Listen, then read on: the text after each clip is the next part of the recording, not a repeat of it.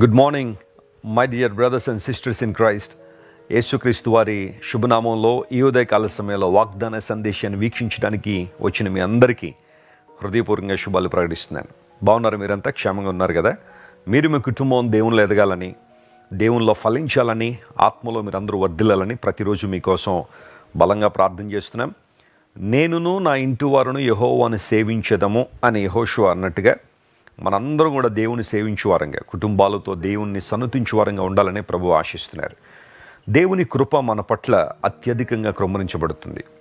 మరొక నూతన దినాన్ని మనం చూస్తున్నాము అంటే, ప్రభువును ఆరాధిస్తున్నాము అంటే అది కేవలం దేవుని కృప మాత్రమే. లోకంలో చాలామంది గనులు గొప్పవారు గతించిపోయారు. ఆయన ఉన్నతమైన మహిమ మన మీద కృమ్మరించబడినందున ప్రతిరోజు మనం ఆయన స్తుతించువారంగా, గణపరచువారంగా సజీవ లెక్కలో మనం ఉన్నాం. పరిశుద్ధ లేఖనాల్లో ఎన్నో వాగ్దానాలు పొందుపరచబడి ఉన్నాయి.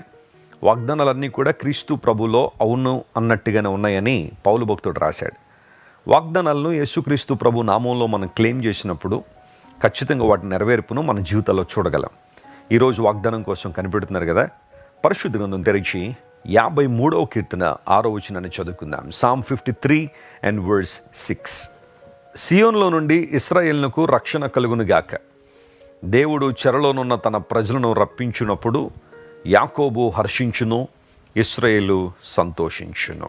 చక్కని మాటను మనం చూస్తున్నాం. దావీదు భక్తుడు రచించిన కీర్తన. మహలతు అనే ఒక రాగం మీద ఈ కీర్తన రాయబడిందని బైబిల్లో మనం చూస్తున్నాం. వాస్తవానికి సియోను అనే ప్రాంతం గాడ్స్ అపాయింటెడ్ ప్లేస్, దేవుడు నిశ్చయించిన స్థలము. తన ప్రజలు అక్కడ ఉండాలని, అక్కడ తన్ను ఆరాధించాలని దేవుడు ఆశిస్తున్నాడు. నేను భౌతిక సంబంధమైన సియోను గురించి నేను మాట్లాడడం లేదు. ఈరోజు ఇజ్రాయెల్ దేశం మనం వెళ్తే సియోను కొండ ఉంది. ఆ స్పెసిఫిక్ లొకేషన్ గురించి నేను మాట్లాడడం లేదు. కానీ it's a spiritual position, it's a spiritual status. నీవు నేను సియోనులో ఉండాలని, దేవుడు నిర్ణయించిన మార్గములో, దేవుడు నిర్ణయించిన పరిస్థితుల్లో, ఆయన నిర్ణయించిన సమయాన్ని మనం గౌరవించాలని, ఆయన చెప్పినట్టుగా మనం నివసించాలని దేవుని వాక్యం సెలవిస్తోంది. నీ నివాసం ఎక్కడ? నీవెక్కడ నివసిస్తున్నావు? ఏ ప్రాంతంలో తచ్చిళ్ళాడుతున్నావు? ఏ ప్రాంతంలో తిరుగులాడుచున్నావు? చాలామంది సియోనులో నివసించాల్సింది పోయి లోకానుసారంగా బ్రతికే వాళ్ళు చాలామంది ఉన్నారు. ఐగుప్తులో జీవించే వాళ్ళు చాలామంది ఉన్నారు. ఐగుప్తు అనేది బైబిల్లో బానిస గృహంగా, దాస్య గృహంగా, ఇనుప కొలిమిగా అభివర్ణించబడింది. ఈరోజు ఒక సూటి ప్రశ్న, నువ్వు ఐగుప్తులోనే ఉండిపోయావా లేదా సియోనులోకి వచ్చావా? ఆలోచించారు. సియోనులో దేవుని కృప పుష్కలంగా లభిస్తుంది. సియోనులో దేవునితో సహవాసం ఉంది.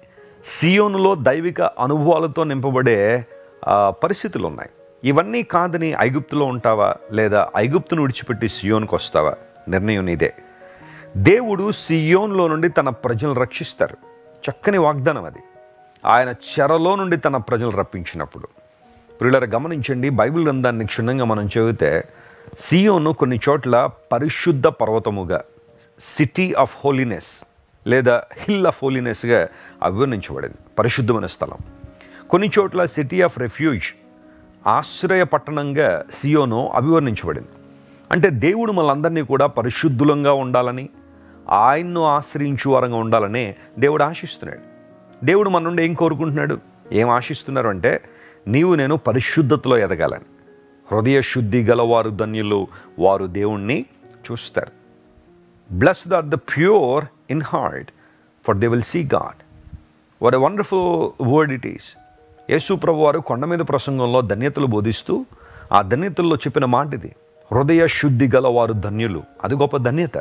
పాపాన్ని ప్రేమిస్తూ, పాపంలో ఆనందిస్తూ దేవుని దూరంగా బ్రతికి నువ్వు సాధించేదేది లేదు. నువ్వు రా. యేసుక్రీస్తు ప్రభు రక్తము నిన్ను కడగడానికి ఎల్లప్పుడూ సిద్ధంగానే ఉంది. నీవు నీ పాపాన్ని ఒప్పుకుంటే దేవుడు నమ్మదగినవాడు.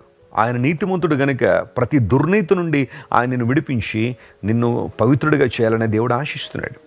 యేసుక్రీస్తు ప్రభు సిలువలో నీ కోసం, నా కోసం, మనందరి కోసం కార్చిన అమూల్యమైన, నిష్కళంకమైన, నిర్దోషమైన రక్తం మనల్ని ఎప్పుడూ కడగడానికి సిద్ధంగానే ఉంది. నువ్వు సియోనుకు వస్తే కడగబడతావు. దేవుణ్ణి ఆశ్రయంగా చేసుకుంటావు. పరిశుద్ధమైన జీవితాన్ని జీవిస్తావు. దేవుడు తన ప్రజలను చెరలోంచి రప్పించినప్పుడు యాకోబు హర్షించును, ఇశ్రాయేలు సంతోషించును. నిజమైన సంతోషము, నిజమైన ఆనందము ప్రభు ద్వారా మాత్రమే మనకు లభ్యం. ఈరోజు ఆనందం కోసం, సంతోషం కోసం ఎంతోమంది ఎన్నో ప్రాంతాలు, ఎన్నో స్థలాలు తిరుగుతూనే ఉన్నారు. నిజమైన సంతోషం కోసం ఎన్నెన్నో సంబంధాలు పెట్టుకుంటూనే ఉన్నారు.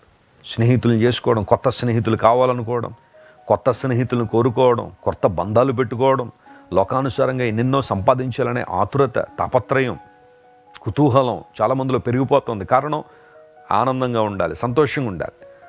బ్రతికేది కొన్ని రోజులే లేదా కొన్ని సంవత్సరాలే, చచ్చిపోయిన తర్వాత ఎక్కడికి వెళ్తాం మనకు తెలియదు కాబట్టి హ్యాపీగా బ్రతికేద్దాం రా అని చెప్పి లోకానుసారంగా జీవించే వాళ్ళు చాలామంది ఉన్నారు. కానీ ఇహ పరలోకముల్లో కూడా నిత్యమైన, సత్యమైన ఆనందాన్ని మనకి ఇవ్వాలని దేవుడు ఆశిస్తున్నాడు. నువ్వు చెరలో ఉన్నంతకాలం ఆనందించలేవు. యేసు ప్రభు నిన్ను నన్ను చెరలో నుండి బయటికి తీసుకురావాలని ఆయన ఆశిస్తున్నాడు. ఏ చెరలో నీవు ఉన్నావు? భయము అనే చెరలో నీవు ఉన్నావా?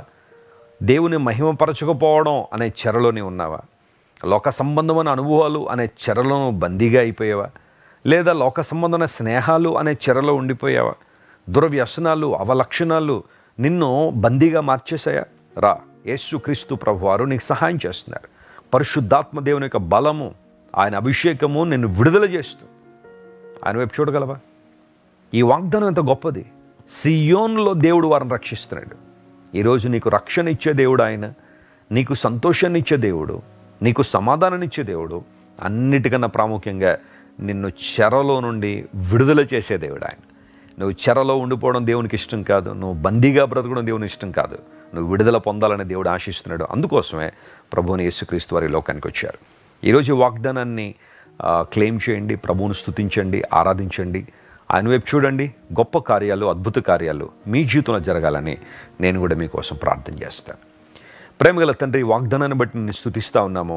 సియోన్లో నుండి మాకు రక్షణ ఇచ్చే దేవుడు, సంతోషాన్ని ఇచ్చే దేవుడు, విడుదలిచ్చే దేవుడు నాయన, నిజమైన స్వాతంత్రాన్ని ఇచ్చే దేవుడు గనుకే నీకు వందన స్తోత్రాలు చెల్లిస్తున్నాం. నీ నామము నిత్యము సన్నుతించబడునుగాకని ప్రకటిస్తున్నాం ప్రభువా.